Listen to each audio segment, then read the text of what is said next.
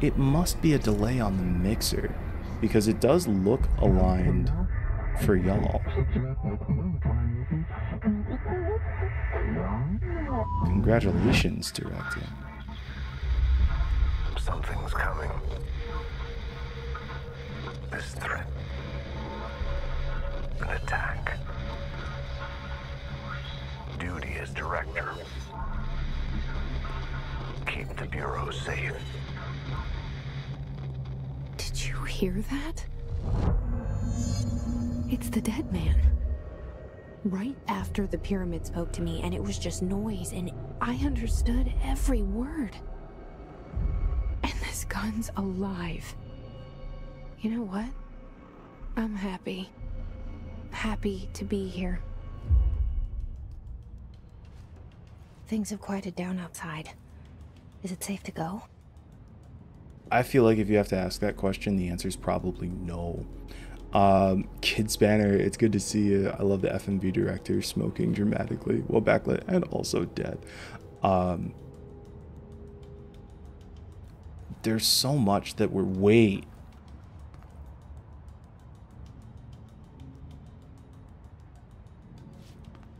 So it feels like, for folks who have played like Persona 3, I feel like I got some Persona 3 energy in there, and also, I mean, this is actually, I think, a significant, a more common trope than perhaps I've realized. Persona 3 does it. What's the other thing? I just had another thing where this idea of shooting yourself is what, you know, is what inducts you into the space, which, super hot VR. And I think it's like, yeah, this idea of like shoot yourself to awaken your power, the idea of like holding a gun to your head, agreed, just Morgan time, as a method of power. I think that what it feels like if I had to apply some kind of narrative thematic sequence to it, yeah, in Persona 3, to activate your personas, you have a gun that you fire. And I think what the idea may be that like you're entering into a space that is inherently contradictory to reality.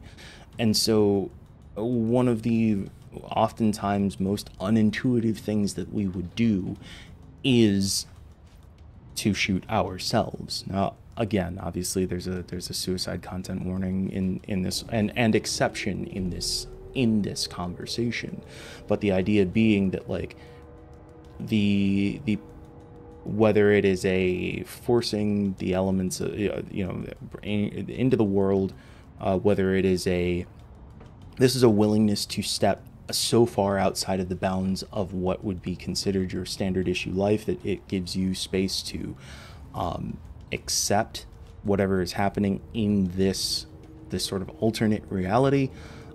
It is a bit of a theme, a bit of a trope that has shown up in the past. All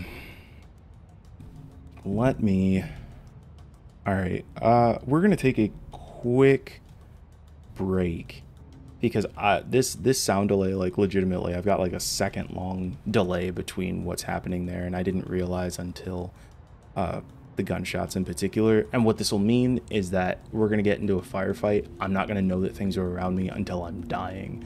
So give me just a second to try and conceptualize how to fix this problem.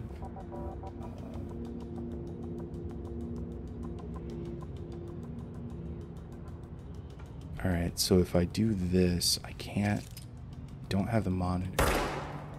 Nope, that is like a significant delay. Is it showing up on the...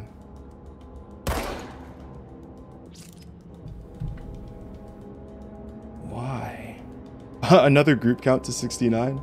Yeah, why don't we go ahead, let's take a quick break. What time is it? 11:16? yeah, if y'all want to do some counting, I'm gonna do some on-stream troubleshooting, because I didn't know that this was this bad. I am gonna hope.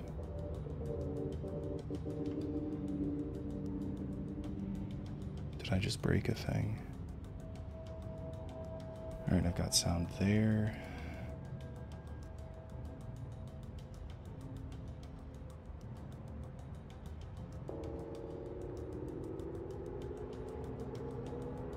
I've got sound here. Can y'all still hear the game?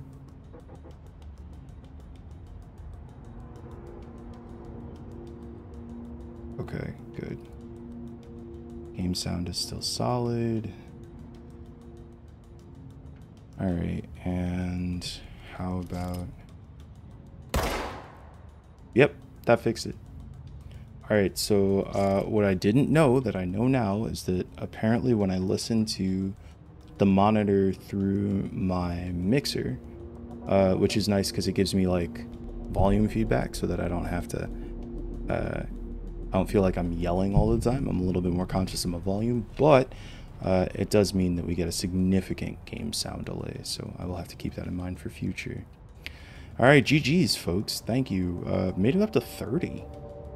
Y'all are getting better at this counting thing. All right. Yeah, okay, we're good. Yes, I would say we hop up to 69. Every time we finish before 69, we conclude on 69. Hell! Sorry.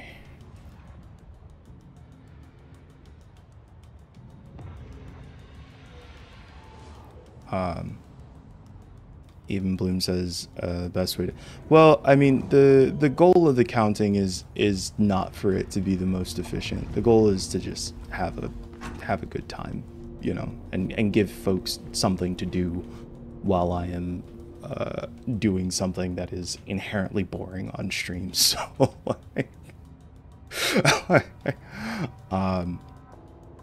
yeah, what? You never come out of the boss's office to a bright red hallway with just a bunch of coworkers just hanging around? Yeah. That's a good one, Smolcule. It's just because you all count, right? I do want a quick question. I see the floating bodies. I also see the tilted heads. Do we have any like hanging content warnings to be concerned about? I know that, again, we did just have a suicide thing, but I don't know if they're like nooses or if these are just floating bodies. What is that? You can't let this happen. You can't let this happen. Thank you. You can't let this happen. You can't let this happen. You can't let this happen. You can't let this happen. You can't let this happen. You can't let this happen. You stopped it. You... Oh, thank you. That was... horror. What? Get the fuck away! Can we take cover? Okay, this is...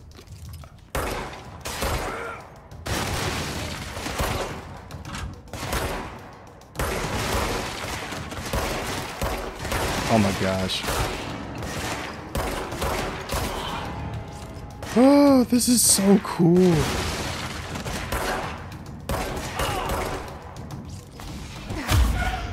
Oh. Enemies drop health elements when damaged. Collect health elements to restore health. Okay, so it does feel like no taking cover, doing it old school in the oldest house. Yo, okay, that's wild. And I do think that the melee is very powerful, but I also imagine that like there is going to be a significant amount of gunplay because you know, running up and trying to punch everybody is probably a good way to take a few too many bullets. That melee is incredibly satisfying though. Wow. HISGuard, field research on HIS entity. The Bureau has many internal security personnel. The HIS was quick to take advantage of this fact. HIS guards used the standard issue bullpup rifles they carried prior to corruption, while the armored guards carried pump-action shotguns. They have no observed paranatural abilities, with the exception that certain HIS guards are protected by a shielding of dense HIS resonance, capable of stopping bullets. Is this shielding a result of prolonged HIS corruption? Does the HIS mature in organic hosts over time? More data is needed. Did the HIS target individuals with combat training? Does the HIS have that level of cognizance? Does it utilize hosts for tasks they're best suited to? Combat-trained hosts are reserved for combat? These are all questions for later, though it is obvious that corrupted individuals retain knowledge on the use of their weapons. Refer to this file for a full report. Oh, this is wild. Now that we've had a proper fight, I can know I've had a lot of fun by turning off most of the UI elements, felt a bit more immersive.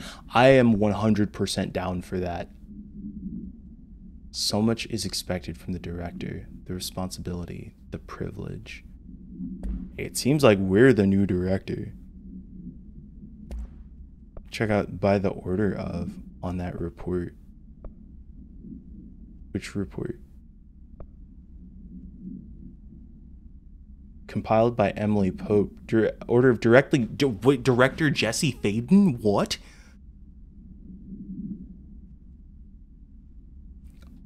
They really did make us the director. Oh, that's wild. And yeah, thank you for that reminder, Smolecule. Yeah, I am down for like that, hey, you just looked at that thing and like make sure you check this piece of information, or like the UI element suggestion. I really do tend to feel more immersed when I turn off some of those UI elements, so I like that suggestion. But yeah, if we do get into if we do get further into whatever, we'll talk through it. We'll figure it out together. Service weapon OOP1, object of power, or OOP1. This is just a big Midwestern game. The OOP1. That's yeah. Anyway, containment procedure. No unique procedures required. Description / para utility. Oh, see, and I've never really gotten into SCP, which is this like creepypasta thing about these various objects or creatures that have these paranormal. I've never gotten it, but I guess this perhaps is a bit of my introduction. As someone who says, "Oh, I feel yeah, I'm Midwestern born and raised," I feel very called out as well. I wonder if this is the first object of power that they discovered. Is it the first object of power we've discovered? When bound, the object allows para-utilitarians to blank. This object must only be bound by individuals seeking the role of redacted. I wonder if director? The object will determine whether redacted. If rejected, the applicant is terminated, which is what happened. Wow. This process is dictated by the redacted, though the criteria is unknown. The object was discovered inside the oldest house in the room that is now used as the director's office. The popular hypothesis, redacted, many forms throughout history, Mjolnir, Excalibur, Varnastra, all weapons that redacted of their wielders. If objects of power are the convergence of forces based on the collective subconscious, then this may be the original manifestation for that event. If this is the case, see Dr. Darling presentation 11.1. Oh, this is wild. Wow. Welcome to the oldest house. Jesse Faden arrives at the oldest house, the headquarters of the Federal Bureau of Control, to look for answers to the mysteries of her childhood. Guided into the building by the janitor Akhti, Jessie finds Zachariah Trench, the director of the Bureau, shot dead. She picks up the pistol next to the body and is translocated to the astral plane. The strange board encourages her to bind the gun, an object of power called the service weapon. She succeeds, and the board informs her that she is now the director.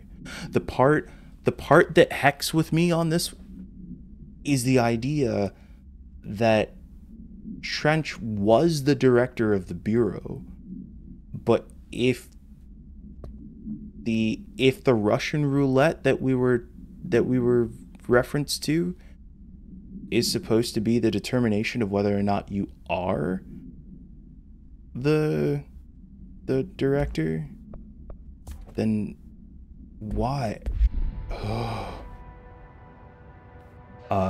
Silverstreak says supposedly Remedy had never read any SCP while making the game or only became aware of it after deep in production, but I love this style of world building. Also strong recommend the first 2,000 SCP entries. I have heard that, so SCP is supposed to be, I believe it's like a community world building thing, right? It's like Touhou.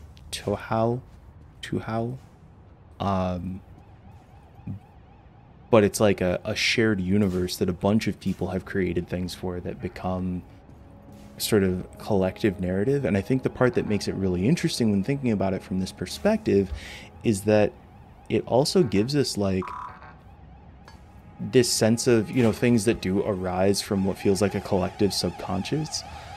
And it would be kind of interesting then to see a game like this arise at the same time as like some of those SCP ideas are first coming to mind.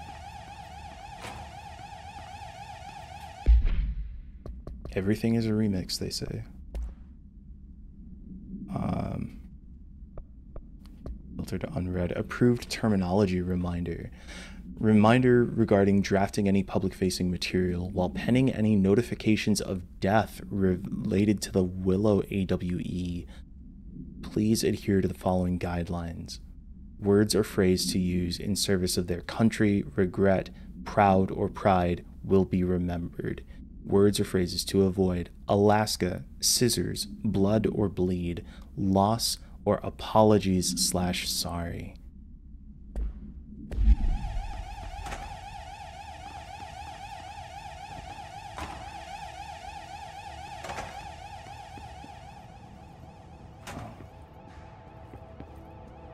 Look, that's freaking us. With the jacket. Also with a black shirt instead of the green shirt.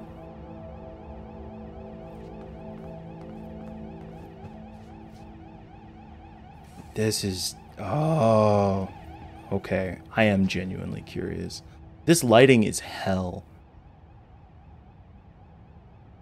I hate it.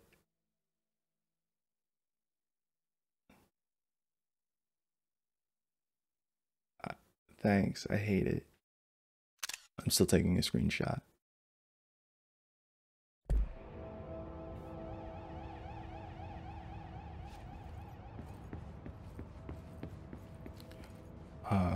And that was Trench, exactly. Yeah, like it seems like any of the places where we've seen Trench. Secure line of communication. Guidance. Reach the hotline. The hotline, says the dead man. Okay. Oh no. Remember to wash your hands. Your hands can spread the mold. Socks and ballerinas live at the oldest house. They have performances here? Acoustic guitar for sale. Turns out it's pretty hard. If interested, see Graham Maintenance. Food left in the refrigerator in containment break room 3B has been known to vanish. Plan accordingly. There's a book club. Don't bring dogs into the office. Some of us have allergies. Sheesh. Let's say hi and welcome to some newest people in the oldest house. I would love to know who these people are IRL. First aiders. Pneumatic tube checking. Place your item, add foam padding. If you're sending blood or other specimens in a glass tube, check that the canister is properly locked. Check the location code for the destination, punch in the code, and send the tube. I am... this is going to be terrible. Our Intelligame is going to be for a completely different reason now. It's not even just going to be discussion. It's going to be, I have to read every damn thing. Yo, Rule 7... Oh, God.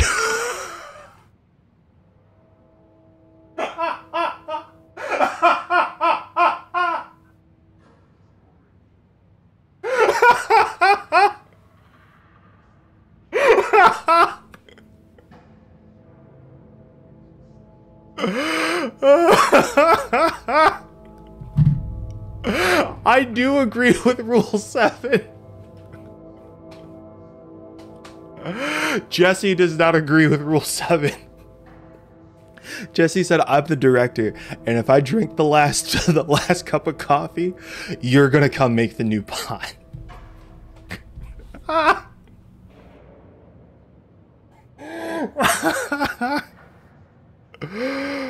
Oh my gosh.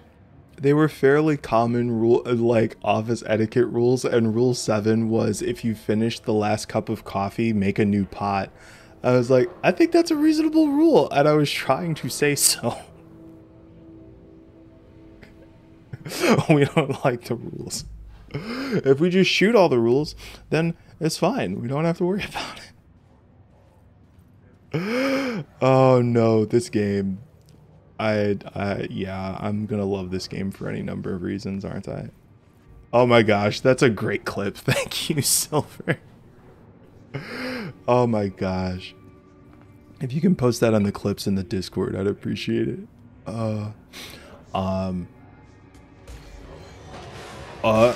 More friends. Okay. LeChou, the triggers are typically pretty sensitive. However, I am playing this on the PS5. Where did you go?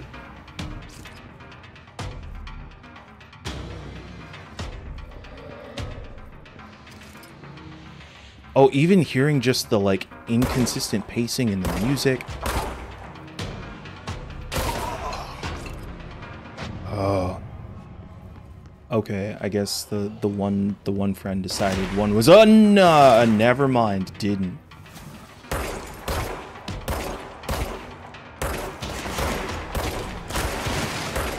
Come on.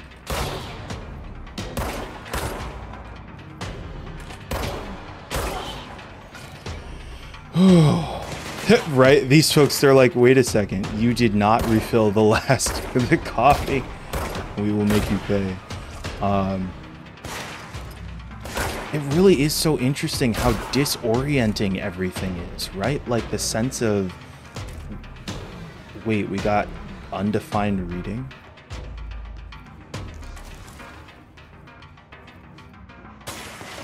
Ooh, whoa. Executive meeting minutes. Need to pick those, obviously. You kill the Joe, you make some mo.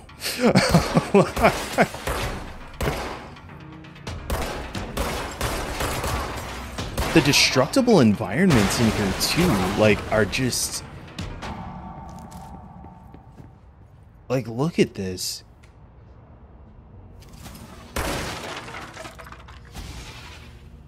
Okay, I am maybe also glad that I'm playing this on PS5. I do think that was, I thought that was, that one enemy did seem like a despawn. Look at this, like, even just the, like, the shatters in the glass. And I don't think they're the same pattern. Are they? No, I think they are the same pattern. I think it's... Either way. Ray tracing with the destructibles. Oh my gosh. I gotta imagine that would be gorgeous. We're just gonna try it for a second.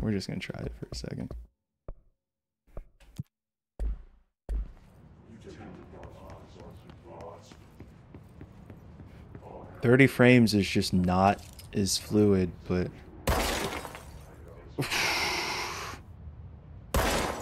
Just the detail as everything falls to the ground is wild. I do appreciate a quality 60 FPS though, I won't lie.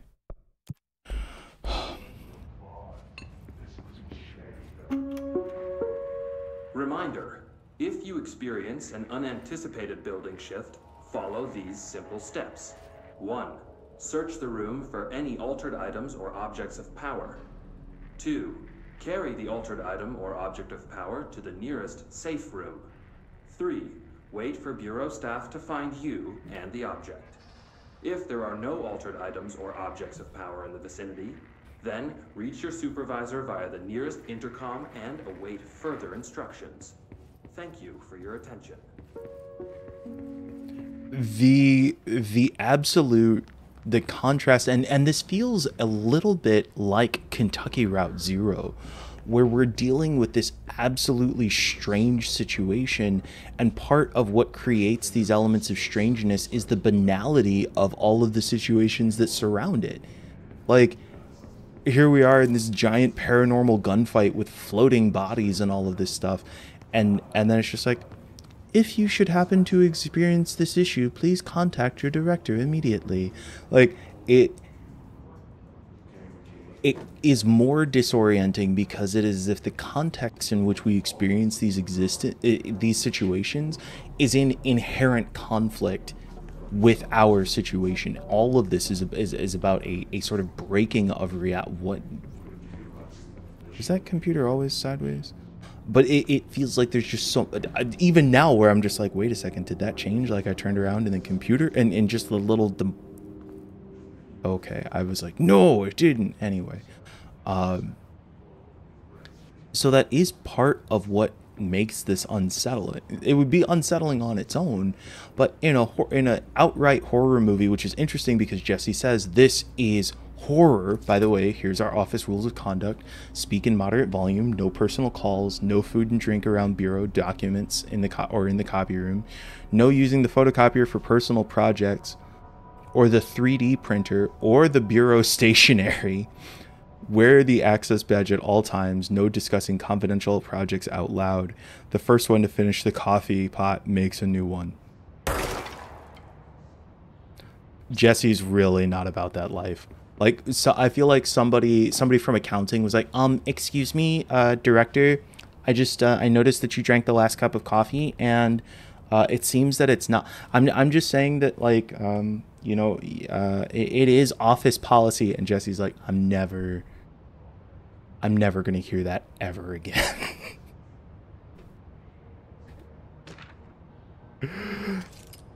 Don't let mold hitch a ride. Perform daily body checks for foreign plant matter.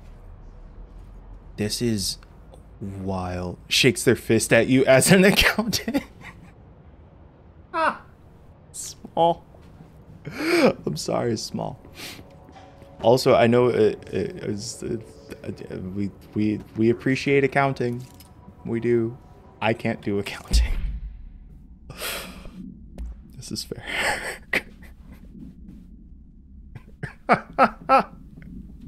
Small's like, okay, yeah, see, next time that you need finance help, you remember you had this conversation with me. Okay, we've got, it looks like we picked up a weapon mod for some damage boost. We've also gotten a number of pieces of additional collectibles. How you liking Supernatural Jean Grey? I'm so far loving it. Oh, we already listened to this. I'm so far really enjoying this game. It has opened in a way that is very compelling to me.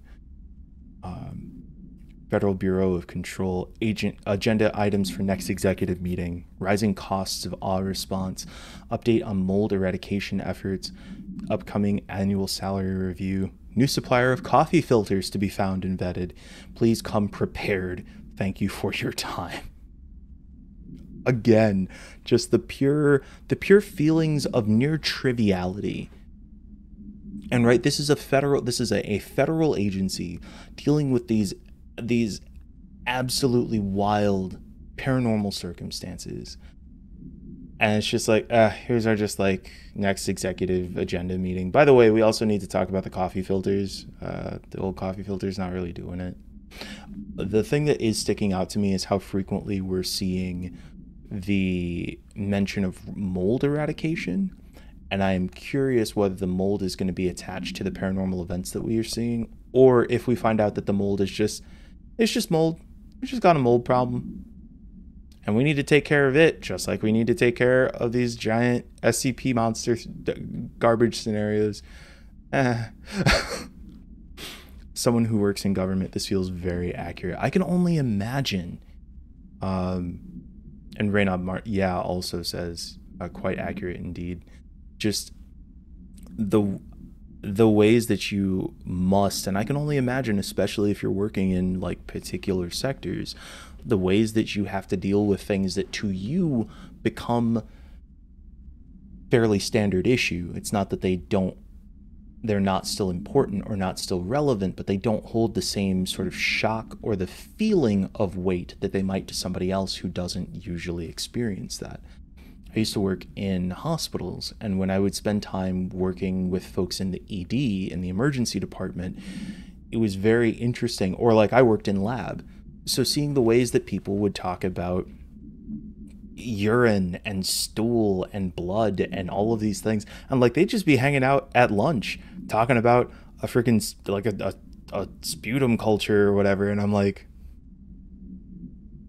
I distinctly remember the first time I was sitting at lunch with a number of laboratorians who were like talking about all of this stuff. And they also were all, I think one of them was pregnant and everybody else was a mother.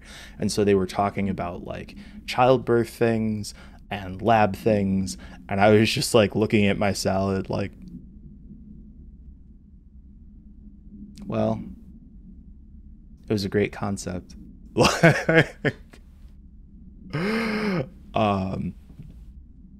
So yeah, there are just ways that things become very different for you based on the context that you occupy on a regular basis. So these folks who work at the Federal Bureau of Control, things that I would see and be like, I can't believe it. They're like, yeah, we just talked about it before the coffee filters, you know. Dinner reservations at 7 p.m. at Chez Ombre. Wife will meet you there. Don't be late. Flowers are ready for you at lobby reception. Remember, she is turning 46.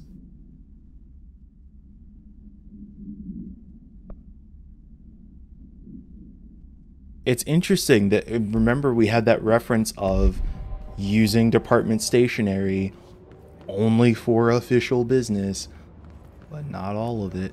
And it also does feel very interesting to me that we still have all of these reminders and situations referring to Director Trench, even though all of the...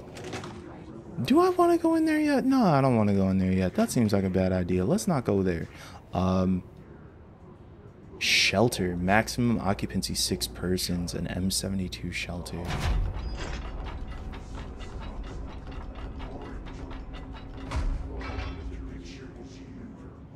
There's that whispering again. This might have made the wrong decision. I think that's how we die in the horror movie, isn't it? Emergency supply store. Yeah, let's just open that door right back up. This is too small a room for me to just be hanging out in here. There's a giant box in here. Am I gonna open the box? Why would I? Oh, well, okay. Also, thanks for a heads up on that touchpad. The touchpad tip, the pressing the touchpad when you get a new thing, I'll instantly bring it up. Get a 15% health boost. I'm okay with health right now. I'm not going to break down the mod though, just in case. For Marshall's eyes only. Marshall, we checked out the suspected awe in Duluth. Wasn't anything, just like the house fire before this, and the malfunctioning clothes dryer before that. My team's getting pretty sick of duds. We need to find a better way to sort the fake Oz from the real things, or you need to rotate these field agents off for a bit. Anyway, we're en route to Sherman Ranch, next one on the list. Let's hope it's a little livelier there. I am glad that you didn't have to deal with your mold issue too significantly. This is another situation, right? The agents are like, listen, we keep dealing with these things. They seem like they're supposed to be Oz. They're not. We're dealing with fake calls. Let's hope the next one's a little livelier. I would think that in theory you would not want... Oh! I'm sorry, that design is so good. It's such a... hissing sound that tried to invade me earlier. The hiss. Burrowing into everything in this place. Is the hiss your enemy? Alright, it's our enemy. Oh, wait. That babble's contagious. It burrows in like an infuriating melody that makes you hum it over and over. Yeah, okay, so two things. One, she asks, is the hiss your enemy? And then we saw the little specter, the little sparkle gleam thing that we saw when we first walked in. So it seems like there's some kind of interaction. There's some sort of presence that Jessie is interacting with. The other thing that I thought was interesting was that she talked about how that was the sound that was trying to invade her earlier. And that seems like a very specific term. Like it is to not just be like it's in my head or it's trying to take over or whatever, but it's specifically trying to invade you. Jessie knows a whole lot more than we do right now. Yeah. And even Bloom, exactly, like you don't want to feel like you are just doing busy work or going around and having your time wasted. But the other thing about it, and I imagine that again, this is actually very similar to what I've seen in other sort of like trauma or emergency related fields, is that your excitement is somebody else's tragedy. Like there was somebody who was coming in to the ED in a hospital that I was working in who had an axe in their head, and they were fine, they were stable, but like obviously something needed to be done. I don't remember how it got there. And like folks were like, oh my gosh, like somebody's coming in with an axe in their head. And it's like, it was exciting, and I was a little excited, and then I was like, but they have an axe in their head. I have to process where I am right now. Like it's just that sense of gravity and understanding, and it all, the context changes very, very quickly. Which again, I think is also why it's so interesting seeing all of this correspondence on Federal Bureau of Control stationery, thinking that somebody, and this isn't even like popped off an email, right? This is somebody typed a thing on a typewriter and sent it via inter-office mail. Like, yeah, it's kind of interesting that way. Is this a modern interpretation of the Eldritch? I could see a little bit of that. I think so. I think there is some that shares some similar territory. Federal Bureau of Control. How to handle unscheduled visitors entering the lobby. Start with the following. Welcome to the Federal Bureau of Control, established in 1964 as part of an effort to strengthen government relations. We are proud to serve the United States and her people as we strive for transparency and excellence in all aspects of our esteemed nation's infrastructure. That's incredibly formal.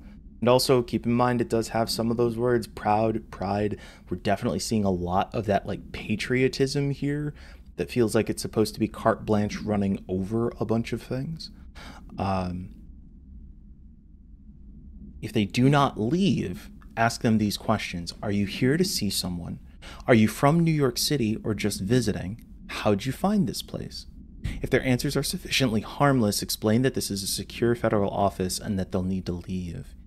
If their answers seem redacted, escort them to a private room. There, perform the gunner's psychological assessment. If their responses are within the acceptable range of deviance, then redact it immediately.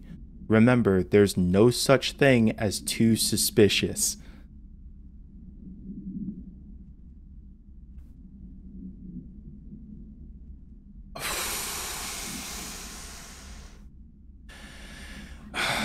New Job says, I've been a victim of violence. I think even I would come around to, wow, I have an axe in my head. Survival via humor, First off, I'm sorry that is a thing that you've gone through, but I am glad that you have survived it. And yeah, I think that we oftentimes also develop a different sense of processing around things that are traumatic. And sometimes I think we do find humor in spaces that other folks who have not experienced that same thing would not find it, or would find it, or sometimes even people who've gone through it but just had a different end result would find it inappropriate. I've had a number of friends who've gone through some pretty hard times, and I've gone through some of them. You know, we've gone through some of those things together, and so sometimes our style of humor or what we joke about would not be, you know, it would not be the kind of humor that you would take to the family picnic. But I think that there is a level of understanding and a processing that comes with developing humor, that's just very different, and oftentimes is very experiential, and I think is a way of dealing with an inherent contrast between what it feels like a thing should be and what it is for us. Like this.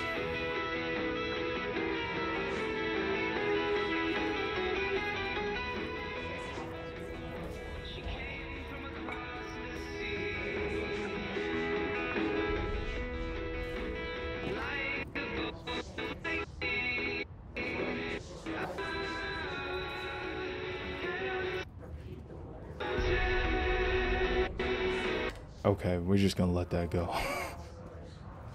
Yeah, that's why I imagine that'll be some of the copyrighted stuff that is potentially flagged for sure. Two things. One, so far, I agree in your job. Like, it does alienate you from some folks who have not had that experience. And it's interesting when you're around people who have had those experiences, the ways in which oftentimes whatever that sort of brash or uncomfortable or, you know, reaction will oftentimes feel more appropriate or at least understandable to them.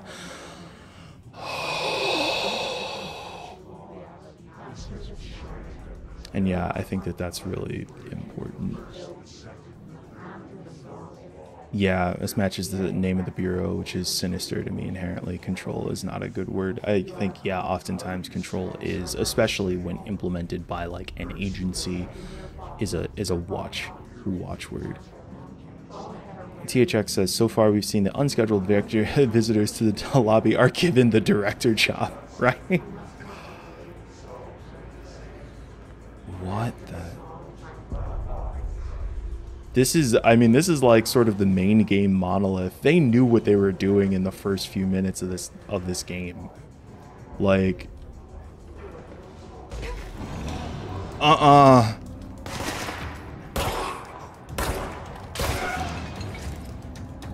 do also appreciate the way that like the combat is designed. It doesn't super prioritize headshots.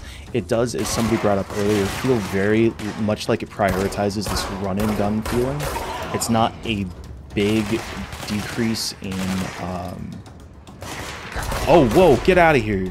There, we've got named villains? No thank you. Oh, I can run at least. Ranger second class Pulaski.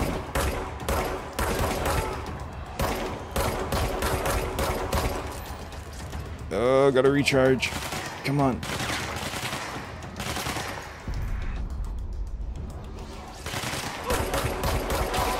Oh, wait, does that red light?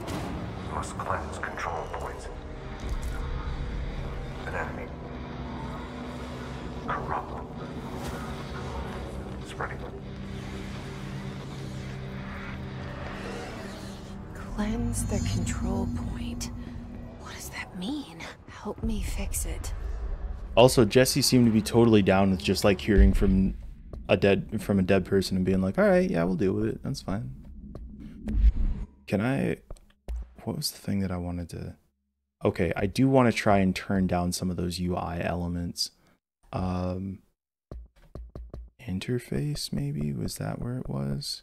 Crosshairs, I'm going to keep, I believe, the crosshairs. I'm going to take off the ammo bar.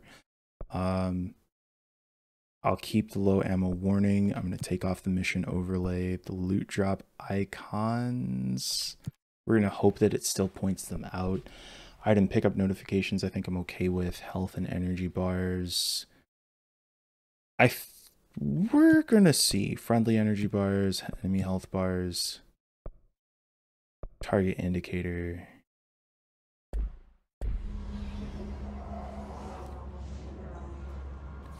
I very much appreciate, like, it just looks cleaner this way, you know? Who invited Pennywise to the establishment, right? This place is full of not good. This is, oh, so this is a control point. Oh, this seems like a bad idea.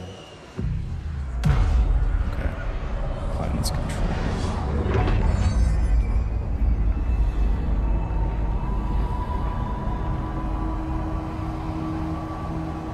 Oh, whoa. Holy shit. Yeah, exactly, Jesse. We did it. Hello? Can you hear me? On death, we restore health. With the Bureau. Oh. Are you still sane? Do it. Oh, and it's a fast travel. And we can change our outfit. Oh, that's convenient. Very cool. Please, talk to me. We saw you deal with the compromised agents. Where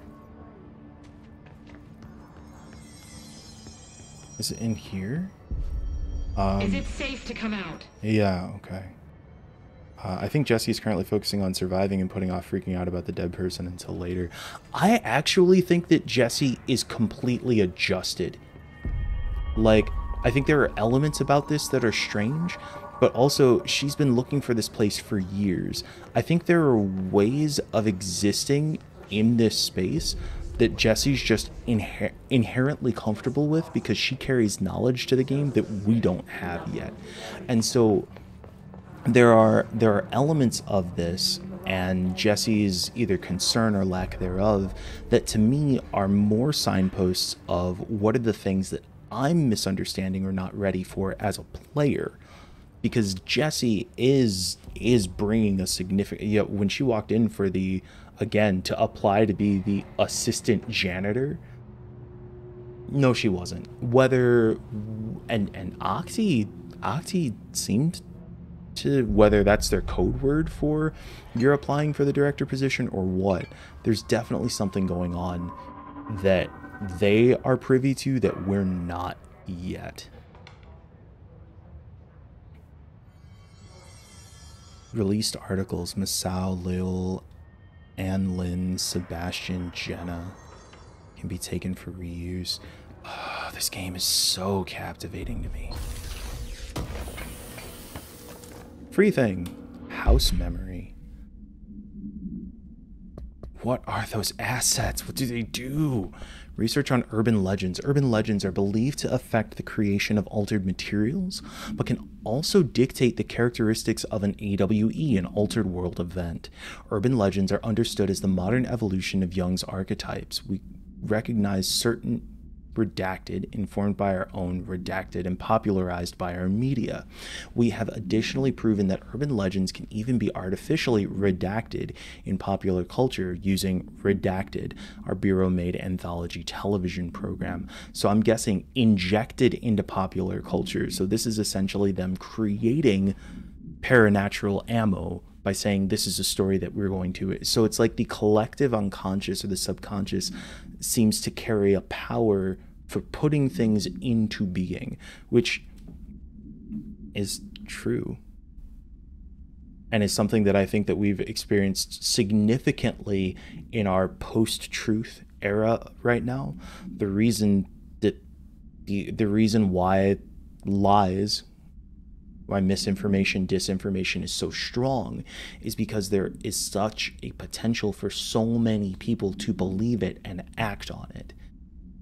And so we see things like still pushing election denialism, like injecting bleach, you know, like all of these different things that perhaps it used to be that it would carry a small amount of power among a small group of conspiracy theorists or whatever. But now we see what happens when those ideas are able to gain power and are injected into the common consciousness, regardless of whether or not they are factually debunked. You're in the desert, you come across a turtle on its back. Somebody had mentioned earlier, I think, when talking about the whole SCP thing,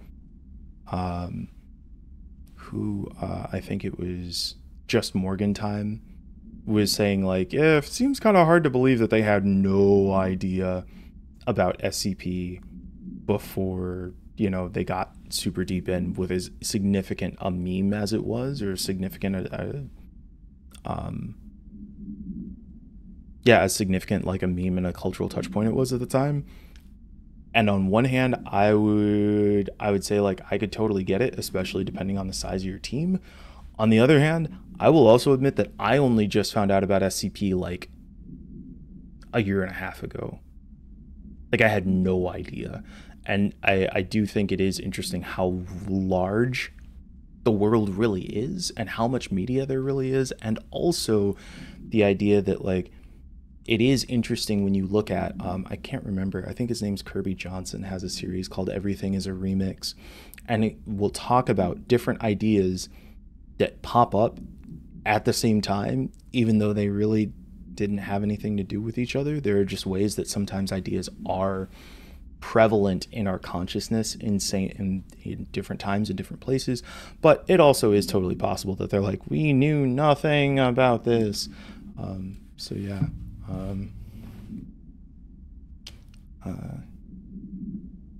Matt Calder, hey, it's good to see you, friend. Glitch, exactly. Artifice and storytelling as vehicles for manifestation. It really is.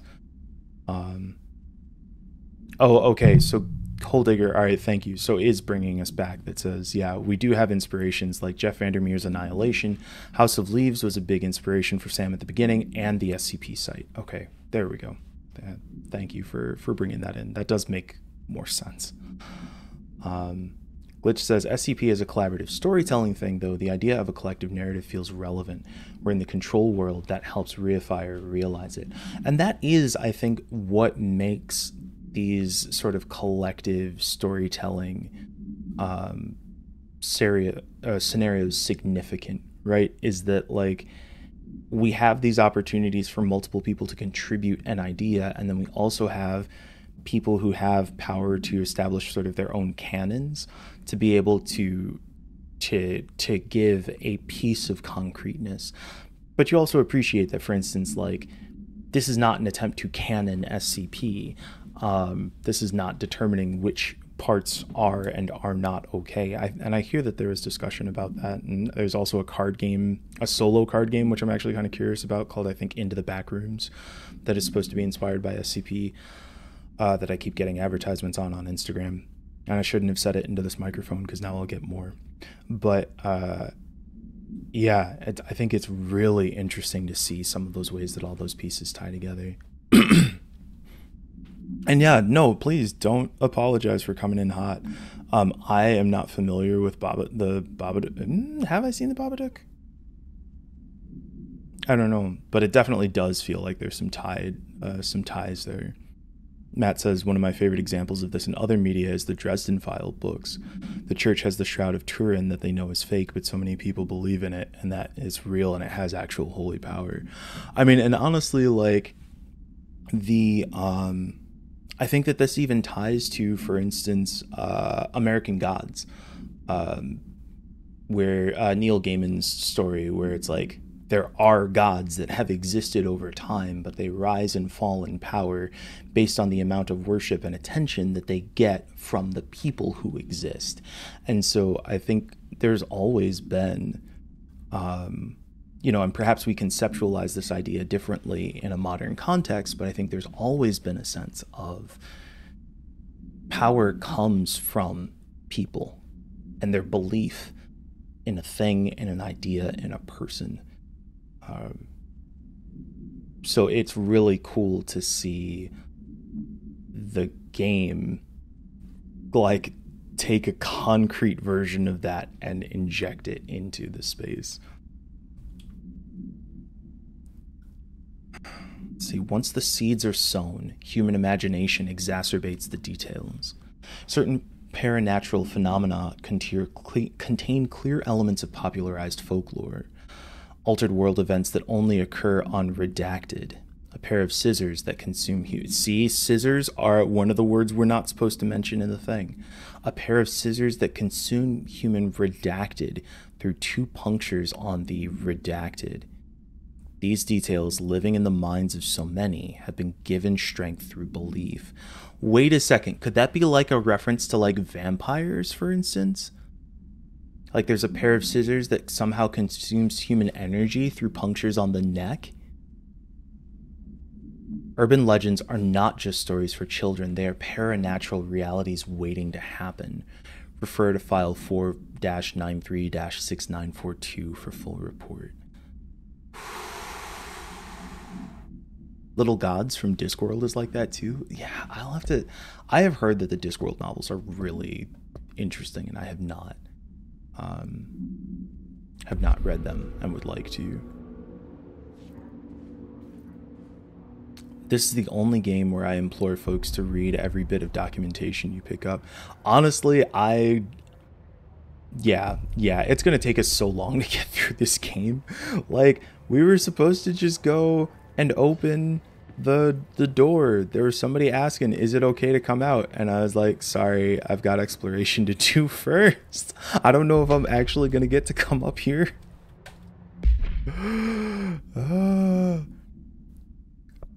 Technological restrictions. The oldest house imposes certain limitations on our bureau, but by far the most restrictive is the inability to use certain technological instruments. The oldest house does not allow device. The oldest house does not allow, as if the oldest house in which the bureau exists is an entity of itself. Radio waves are the only transmittable signals in the oldest house, and even those are often unreliable. And we heard the radio kind of like sputtering. If the power of collective unconsciousness is taken into account, it could be that certain pieces of technology are too new in the cultural redacted for the oldest house to redact them. Similarly, these items have not been known to become receptacles for altered status. Technology may be moving at too fast a pace for the redacted to occur. Modern technology tends to disappear and break here, sometimes quite violently. Redacted agents have been injured by cell phones exploding in their pockets while entering the oldest house. Refer to 4/19/1935 for full report. Which again, the cool thing about this are the ways that we are so quickly getting the cement for the mysteries that we got right at the beginning of the game. And I think that timing for that, the figuring out the timing for such a thing is difficult. They really do put information everywhere. Oh yeah, we're gonna be at like episode 42 and be like, sorry, still going, because we are reading everything. But the reason why determining the timing for that kind of drip feed of information is so critical, and the reason why, from a gameplay perspective, from a game design perspective, this feels very satisfying to me, is because when you are starting a new world, right, when we're jumping into a game like this, we want to have that sense that there's something to explore, something to discover, a mystery. And the game gives us those mysteries from the second we walk in the door and says, like, yeah, you can't bring in smart anything, right? But by this quickly, and keep in mind, if we weren't playing this in Intelligame, it probably would be 10 to 15 minutes later, right? 10 to 15 minutes later, you get the cement for why, in universe, that thing that you're like, that's kind of strange, is present. And it's a thing that still continues to build the mystery, but it also gets to give you, as the player, a bit of trust that there aren't just things that are being thrown around and you're just gonna like carry around this big convoluted mystery for another 5 hours until eventually one piece ties everything together. That is a way to put a thing together. But I think what this does is it gives you this drip feed of satisfaction on the way to what become the larger scale reveals. So you pick this thing up and you're like, oh, that's kind of cool. That's kind of interesting. It builds trust and interest in the narrative because you can feel the responsibility of the storytellers. So it allows you to maintain an investment instead of the game is making a really big bet by giving you a bunch of mysteries that it never solves, and then hopefully that payoff is something that is relevant. So I think there's something in that style that I really appreciate. And yes, the designers are definitely having fun with this world glitch. Agreed. The self-serious tone scans quickly as jokey posturing. Yes. Listen, D. Rodriguez says, I know you can't control building shifts, but the executive level restroom has been missing for weeks now. Okay, this is the document you were talking about. I worked my ass off in the Islamabad station for 3 years. I've earned the right to a nice workplace shitter. If you can't bring it back, at least find out where it went.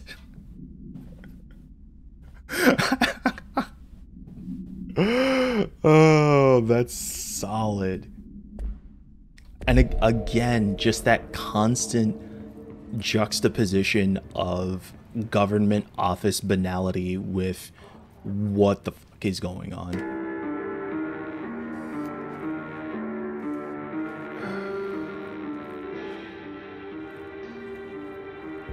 Oof. Okay. Yeah, okay. This is the same thing. Wait. Also see that? Whatever it is, or whoever it is, whether it's us or the game or whatever that Jesse is talking to, we still have our sort of like main objective, because we're seeing the shelter and the button to press the shelter even through the floor.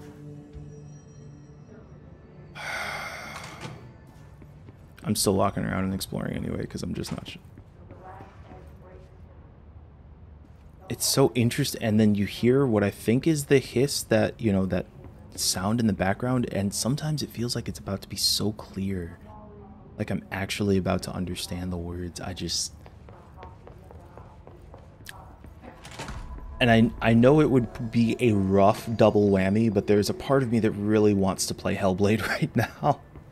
I've still never played Hellblade, and it feels like it would be such a fit. Boardroom. Okay, so we're in the executive sector right now. Have y'all talked to Redacted yet? Right on the next stream, we let them out of the shelter. We're just gonna go around and... But I don't know what's gonna lock up. I haven't figured out how this game handles its sort of rhythm and exploration yet. And so I'm just like, I don't want to miss anything. But it also feels like if they were going to give us this much stuff to explore and to learn about, that they would not take away our ability to explore a thing before pressing a button that activates a story situation. Clearance level 3. Okay, we don't even have clearance level 1 yet. All right, okay, look, let's go let them out, because maybe I'll, again, like, if they're gonna give us this much stuff, and we also have save points in fast travel, and that did say that it was, or not save points, but we do have fast travel, and that said that it was clearance level 3, so there's probably gonna be some doubling back that we'll do over the course of the game anyway. I can't tell you how happy I am to talk to somebody sane. Oh, you don't know. I'm Pope, Emily Pope, Dr. Darling's assistant. My turn. Should I lie? Jesse Faden. I'm just visiting. I should have lied. Oh shit! You're the new director. Hold on, we're coming out.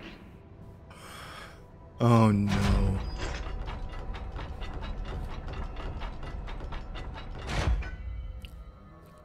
Kid Spanner says it's a good indicator. Remedy knew people would need that sometimes because there's too much to look at in the game. Call me Jesse. Yeah, there's a lot. Jesse. I'm Emily. Look, somehow this hostile force, this Hiss? that works. Somehow the hiss managed to infiltrate the building without any warning. And just like that, my name for it is official. The hiss. Like the sound of poison gas leaking in. I love how we also get the lockdown. noir narration. Everywhere and to everyone not protected by an HRA. And, extraordinarily, you. You are the director, and that makes you special by definition. Trench is no longer the director, obviously.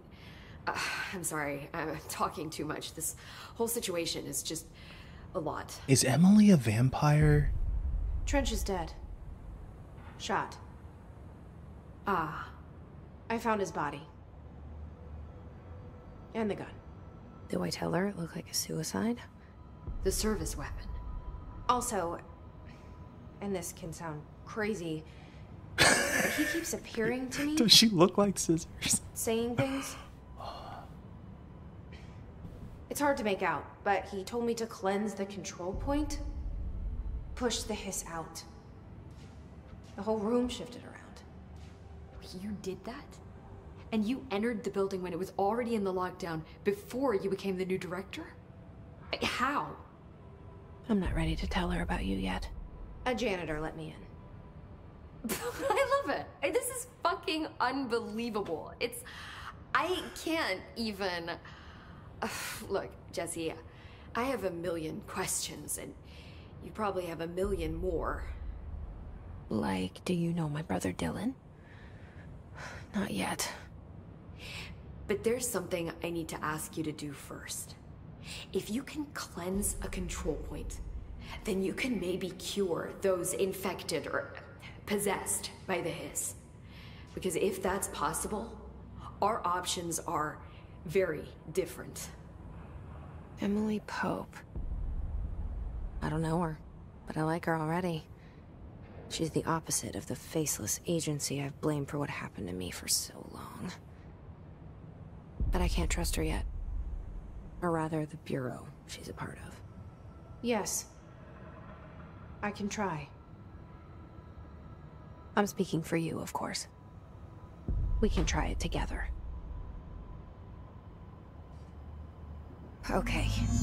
You with me? We did it before. Push the hiss out. This is so good. Like, there are a couple things that I really enjoy here. One of them is that interaction with Emily, where Emily's like, this fucking job, it's the kind of situation that in a typical movie that would appear this way, they'd be like, oh my gosh, I can't believe it. And it would be this sense of, like, again, this dread, this nervousness, that the situation is super dire because how did you become the director in this, whatever. And Emily's just like, okay, you're the director. Old guy's dead. This place is wild. Like, I need a drink. But in the meantime, I also do appreciate this sort of noir style narration. I think there's some Alan Wake style detective or connecting tissue there. And I also like that we do have those moments where, again, we do have that little flash that could be us, it could be something in the universe.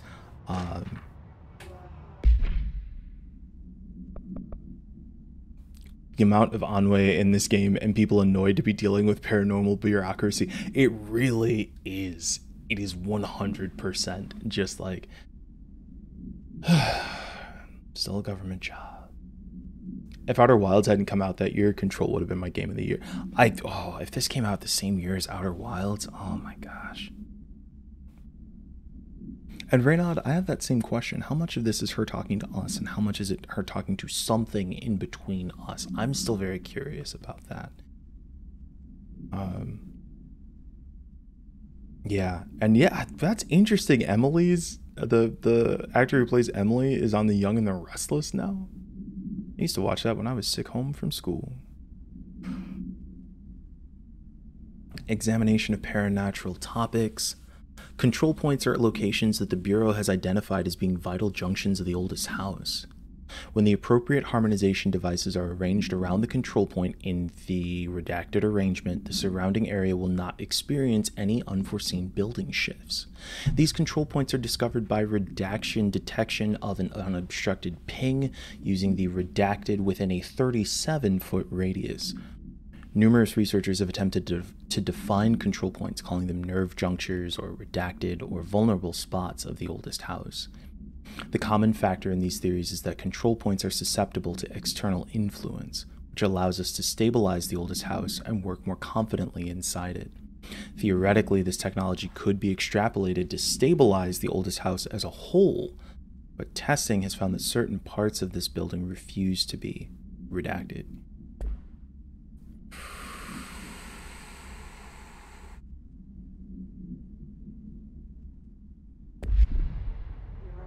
Okay, so the control points are essentially, for as much as the oldest house would usually be completely unstable, there are places where we've instituted certain technology to try and create stability, which hopefully allows us to then continue working. But there are some places the game says, nah, I don't care, it ain't gonna work. Or where the oldest house says, nah, forget it. Like that body that's floating suspended over there that apparently we need to go investigate. 2019 was a wild year in games. Control, Outer Wilds, Sekiro, Disco Elysium, and both Sekiro and Disco are on my to-do list as well. Ugh, what a year. I think it's also interesting that when health drops in this world, it doesn't despawn, and I kind of appreciate that. I'm not sure why it feels like a certain type of consistency.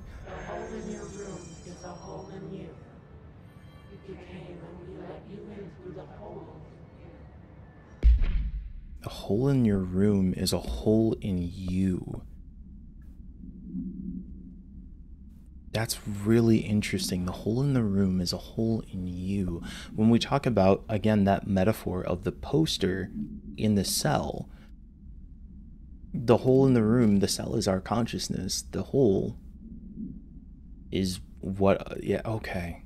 I feel like I see, again, some connecting tissue here. Ammo refund chance on hit. Well, we've only got the one.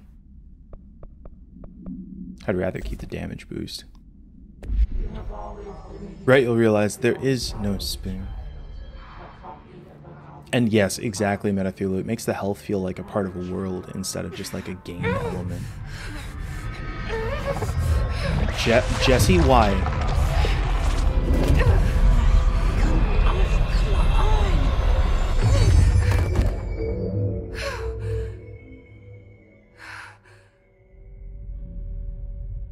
Sorry? It didn't work. The hiss has burrowed too deep. Ripping it out rips them apart. Oh. So when the hiss burrows too deep, there's not a whole lot we can do. Wait. Has this become less redacted? Like the more we interact with it, was this more redacted? No, there's a different report. We read the Hiss Guard before. This is the Hiss Agent, right? Also written compiled by Emily Pope by order of Jesse Faden. Bah. Okay. This is fine. It's all good. It's fine. The hiss manifests in human hosts in numerous ways. The most common and least intense form is seen in the many corrupted agents floating throughout the Bureau. The hiss agents have maintained their human appearance, undergoing no obvious physical transformation. The most notable distinction from an unaffected human is the fact that they levitate. These hiss have displayed no aggressive behavior. They only seem interested in vocalizing the strange incantation ad infinitum.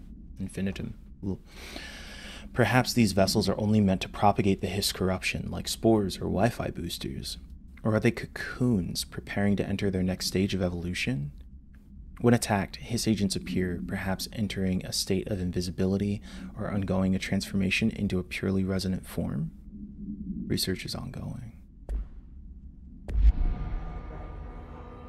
Jesse, over here. We need to make a plan, Jesse. My gracious.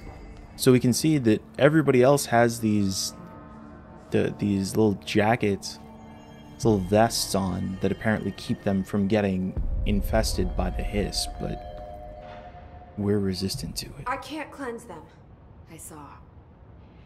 It was worth a shot. Thank you, Director. Jesse. Thank you for that follow. It's good to see you, Dr. I'm gonna tell her why Goldfire. I'm here. Welcome in. I'll risk it. Right there out here playing laser tag. The Bureau was involved in an incident in my hometown, Ordinary, 17 years ago. The Bureau came in and covered the whole thing up. I've been looking for this place for a long time. That's enough. Maybe that's too much already. I can't tell her about Dylan and the rest yet. I've I'm seen curious. mentions of an altered world event case dealing with Ordinary. You were at Ground Zero as a child? It was one of the big ones, and before my time. And very classified. I can try to dig out some old files for you. Appreciate My y'all working boss, that stuff Casper out. Darling, would know, but he's missing. I think he knew this was coming, or suspected. He came up with the HRAs, the Hadron Resonance Amplifiers. I think they're what saved us. Or a few of us. And Director Trench would know. Trench, the ghost, or whatever he is, he mentioned something called the hotline. Said I should find it.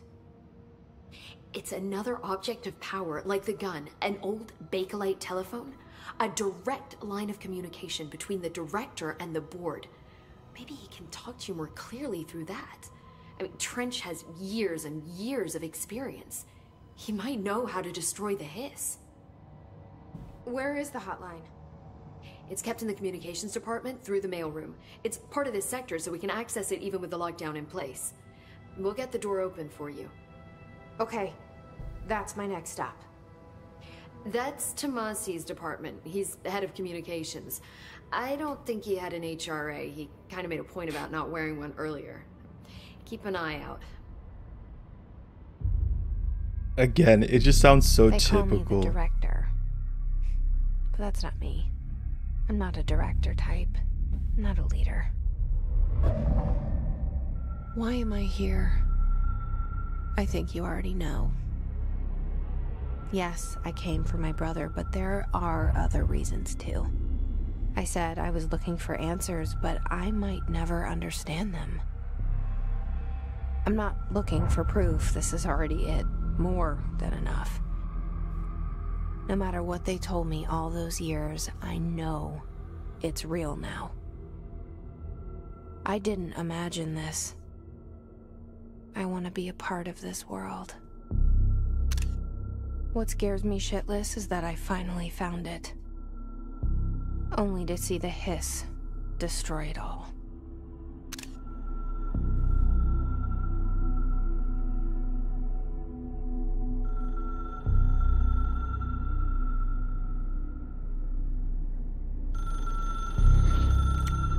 The like maze that's on the carpet.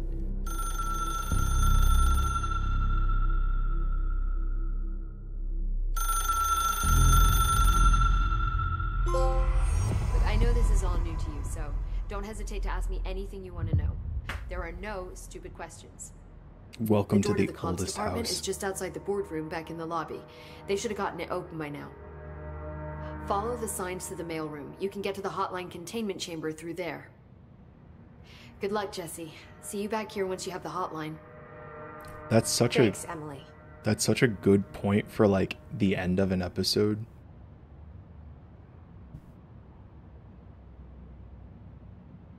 But it's 12:30.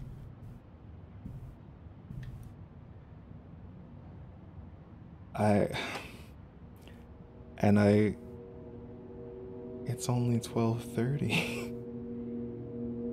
And we stop usually at 1. But I have some time. Yeah.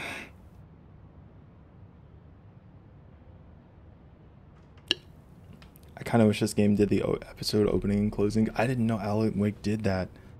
If we were playing Alan Wake, this feels like it would be the end of an episode in the game itself. We could always flip to a demo for the last 30. I think that's what we'll do. I think that's what we'll do. That is a good place to stop. I'm exceptionally compelled by this game. Again, from a design perspective, I think what it does visually is really appealing. I, as somebody who like usually isn't really big into the whole SCP thing, think that there is something really compelling about the way that they are working around that kind of narrative in this game. And there are also a bunch of little pieces that I'm still really curious about. There is a part early on where Jesse talks about the men who took his brother, and it did feel like a very strong contrast to me as Jesse as a woman coming into this space of control. There are some places where I wonder if there will be some elements that we might apply a bit of a gender oriented lens to have some discussion. I think encountering Emily is significant in that manner. I also really appreciate the idea of characterizing Jesse as somebody. This is not just a search for the truth. And the idea of the like search for the truth is oftentimes to validate to other people a thing that is inherent to you, right? Okay, if I could just prove this thing, then you would believe me. Jesse's motivation is not that. She's like, I'm here for my brother, but also I know that these things are true already. And this is a world that I want to be part of. This is like finding a certain type of a calling. And that is also confirmed by her being able to wield OOP1. That there's a sense that she perhaps is supposed to be here. And so I think it is kind of interesting and really compelling that we have the motivation present in Jesse that stretches beyond I'm here to save the day. It's also Jesse being here a bit for herself. And yes, hunting for, yes, like the Men in Black sequel, hunting for the secret society in order to prove it, and also in part to join it. I am pretty curious about what Jesse's story is going to be like as we progress. And I will admit that there are some times where game stories, when they get started, I'm like, okay, well, I can see some potential here, but like, we'll see what happens. This one has been pretty gripping to me already. And even just like, look at this wall. This wall full of dudes. There's a black dude.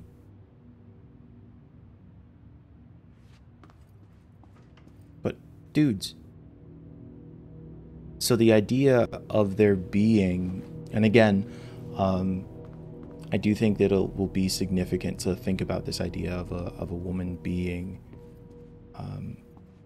present in a seat of power in this agency. We found the one. Got one black dude. Yeah, I think that there's going to be something pretty interesting to explore here. So, oh gracious. If you are watching this on YouTube, this is YouTube outro time. So, Twitch chat, please wave goodbye to our YouTube watchers. I hope you've been enjoying this. If you want to watch it live, I stream Mondays, Tuesdays, and Thursdays starting at 9 a.m. Pacific. You can also keep an eye out on this channel. You can like it and subscribe, and you can hit the little bell thing, and then you'll make sure that you find out when there are new episodes. And I hope that you share them with people if you like this game, if you like the conversation we're having. I would love to know what part has been compelling to you that we've experienced so far. Let me know in the comments, and please be respectful. That's all I'm asking. I would also say, if you folks want to help keep this work going, a great way to do so is on Patreon. Patreon.com/Intelligame is one of the most cost-effective ways, frankly, or cost-efficient ways, frankly, to move dollars from you to me, to be able to help keep this work going, to keep up the streams and conversation and some of the other projects I'd like to do as well. And also, if you are more of a one-time donation or not a Patreon fan, Ko-fi also is Intelligame is also on Ko-fi. All those links will be in the description. Thank you so much for the time. We'll see you for the next episode of Control. This is going to be... Oh, I'm not even ready. I'm not even ready. Keep your eyes up, keep your hearts open, and keep Intelligaming. See you next time.